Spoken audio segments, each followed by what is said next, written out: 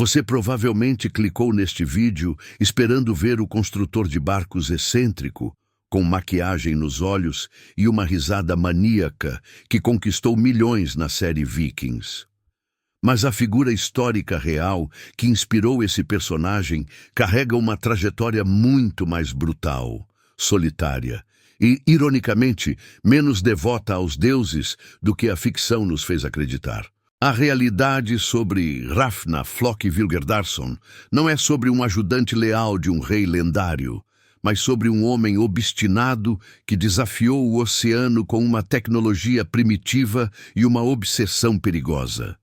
Enquanto a cultura pop o pintou como o engenheiro por trás das frotas vikings, os registros históricos do livro da colonização islandês revelam um navegador pioneiro que usava corvos para encontrar terra firme, em uma época onde o erro de cálculo significava a morte por hipotermia ou inanição em mar aberto.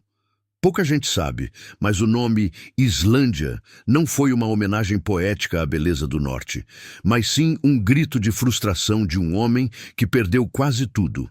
A história dele levanta questões perturbadoras sobre o custo da exploração. O que leva um homem a arrastar sua família para o desconhecido absoluto, baseando-se apenas em rumores de marinheiros perdidos? E mais importante, como a decepção amarga de um único viking definiu o destino de uma nação inteira por séculos? Prepare-se, porque a linha entre a genialidade e a loucura na era viking é muito mais tênue do que os roteiros de TV ousam mostrar. Para entender Flóki, precisamos despir a fantasia de Kattegat e olhar para a Noruega do século IX.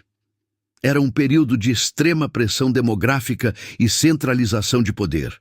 Reis regionais estavam apertando o cerco, cobrando impostos e exigindo submissão, o que empurrava homens orgulhosos e independentes para o mar. Flóki não era um pária social ou um sacerdote louco vivendo na floresta. Ele era um homem de recursos, capaz de financiar uma expedição complexa. O ambiente social era impiedoso. A honra e a fama eram as moedas mais valiosas, e a única forma de obtê-las sem se curvar a um rei tirano era descobrindo novas terras ou saqueando as antigas. Mas Flóki escolheu um caminho diferente. Ele não queria apenas ouro da Inglaterra ou da França. Ele buscava um lugar onde pudesse estabelecer suas próprias regras. Ele ouviu relatos de outros navegadores como Nadod e Gardar Svavarsson, que haviam avistado uma ilha misteriosa ao norte por acidente. Diferente da série, onde ele é apresentado quase como um místico sem família, o Flóki histórico partiu com uma esposa chamada Gro e filhos.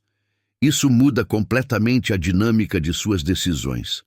Não era apenas aventura, era uma migração. O risco calculado envolvia a vida de sua linhagem inteira. Ele não estava construindo barcos para Ragnar Lothbrok.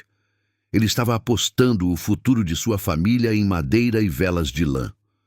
A primeira grande contradição com a imagem pública que temos dele acontece logo no início da viagem. A série o retrata como um fundamentalista religioso, quase um xamã. Na realidade, sua maior ferramenta não era a fé cega, mas a observação científica da natureza. Ele foi para as Ilhas Shetland e depois para as Ilhas Faroé. Foi lá, e não em um delírio místico, que ele obteve os famosos corvos que lhe renderiam o apelido Hrafna Flóki, Flóki dos Corvos. Mas essa jornada cobrou um preço imediato e terrível, algo que os registros históricos mencionam e que humaniza sua dor. Nas Ilhas Shetland, uma de suas filhas se afogou. Mesmo com essa tragédia pesando sobre os ombros, ele continuou. Isso demonstra uma determinação que beira a insensibilidade ou o desespero. Agora, eu quero saber a sua opinião. Você acha que continuar a viagem após perder uma filha foi um ato de coragem inabalável ou pura obsessão cega? Deixe sua resposta nos comentários. A ascensão de Flóki como uma lenda da navegação começa quando ele deixa as Ilhas Faroé para trás. A estratégia que ele usou é, até hoje, estudada como um exemplo de engenhosidade primitiva. Sem bússolas magnéticas, ele levou 3 corvos consagrados a bordo. A lógica era simples, mas brilhante: soltar os pássaros em intervalos. Se o pássaro voltasse, não havia terra à frente. Se voasse e não retornasse, ele indicava a direção do solo firme. O primeiro corvo voou para trás, retornando às Faroé. O segundo voou alto, olhou ao redor e voltou para o navio, indicando que estavam no meio do nada, cercados apenas por um horizonte infinito de água gelada. Foi o terceiro corvo que voou para o noroeste e nunca mais voltou. Flock, confiando na biologia e no instinto do animal, virou o leme e seguiu aquela rota. Isso não foi sorte, foi uma leitura precisa do comportamento natural. Ao avistar a terra, eles desembarcaram em uma baía larga, que hoje conhecemos como Vatnsfjörður. O local parecia promissor. As águas estavam cheias de peixes e focas, o que parecia garantir a sobrevivência imediata. O fiorde era vasto e a terra intocada. Parecia que a aposta de Flock tinha valido a pena. Eles montaram acampamento, deslumbrados com a abundância de caça marinha disponível naquele verão. No entanto, é aqui que os bastidores da história revelam uma falha crítica de planejamento. Flock e seus homens ficaram tão obcecados com a pesca e a caça de focas durante o verão que se esqueceram de uma regra básica de sobrevivência nórdica: preparar feno para o gado. Eles trouxeram animais domésticos da Noruega, a base de sua futura fazenda, mas negligenciaram a alimentação deles para o inverno. A virada real veio com a chegada do inverno islandês. Não foi uma batalha gloriosa contra saxões que derrotou Flock, mas o frio implacável. Sem feno colhido, todo o gado que ele havia trazido morreu de fome e frio. A expedição, que deveria ser o início de uma nova dinastia, transformou-se em um pesadelo de sobrevivência. O grande navegador havia falhado como fazendeiro e a natureza cobrou o preço mais alto possível. Antes de continuarmos para ver como esse desastre moldou o mapa mundial, eu quero agradecer imensamente a você que está acompanhando essa história até aqui. O apoio de vocês é o que permite trazer essas biografias profundas. Segure-se, porque a reação de Flock a esse fracasso é o que realmente define seu legado. O ponto de não retorno aconteceu na primavera seguinte. Amargurado, com o gado morto e a moral destruída, Flock subiu uma das montanhas mais altas da região para examinar os arredores. O que ele viu não foi a terra verde e fértil que esperava, mas um fiorde, provavelmente Ísafjörður, completamente bloqueado por gelo à deriva vindo da Groenlândia. A visão era desoladora, branca e hostil. Foi nesse momento de raiva e decepção que ele batizou a terra. Ele não a chamou de Terra dos Deuses, ou deu seu próprio nome a ela. Ele a chamou de Island, Terra do Gelo. O nome, que hoje evoca paisagens turísticas deslumbrantes, nasceu, na verdade, como uma reclamação, um rótulo de perigo e inhospitalidade. Foi um branding negativo criado por um homem que queria ir embora o mais rápido possível. As consequências dessa viagem foram imediatas. Eles foram forçados a ficar mais um inverno porque o gelo bloqueou a saída dos navios, sofrendo ainda mais privações antes de finalmente conseguirem zarpar de volta para a Noruega. Quando finalmente retornou, Flock não foi recebido como um herói conquistador, mas como um homem que sobreviveu por pouco. Aqui acontece uma reinterpretação fascinante dos fatos.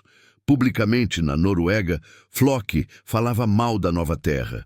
Ele dizia que não valia a pena, que era um lugar amaldiçoado pelo gelo. No entanto, seus companheiros de viagem, como um homem chamado Thorolf, contradiziam o capitão.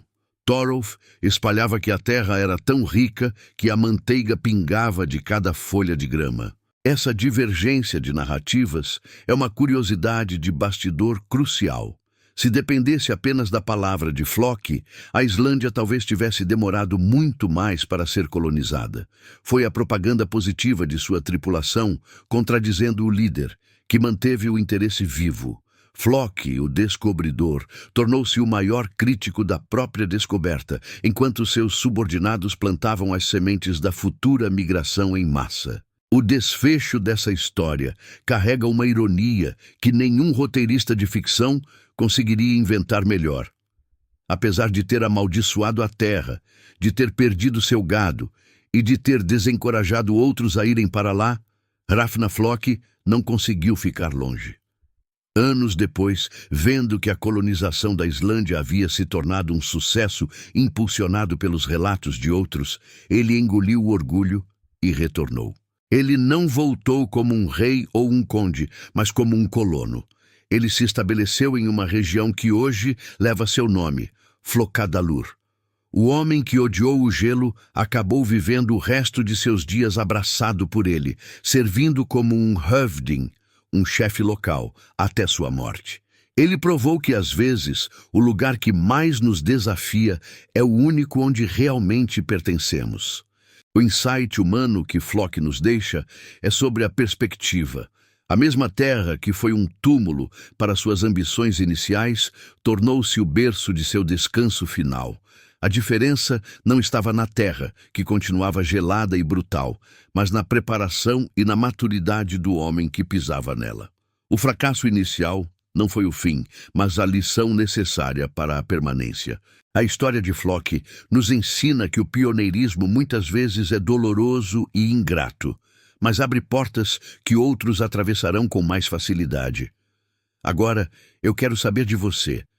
Se você fosse um dos tripulantes de Flóki, teria acreditado no capitão pessimista ou no marinheiro que prometia grama pingando manteiga? Se você gosta de descobrir a verdade brutal por trás dos mitos nórdicos, inscreva-se no canal agora para não perder a próxima biografia. E se você achou a história de Flóki intensa, você precisa assistir ao vídeo que está aparecendo na tela sobre Ivar, o desossado. A realidade sobre ele é ainda mais chocante. Te vejo lá.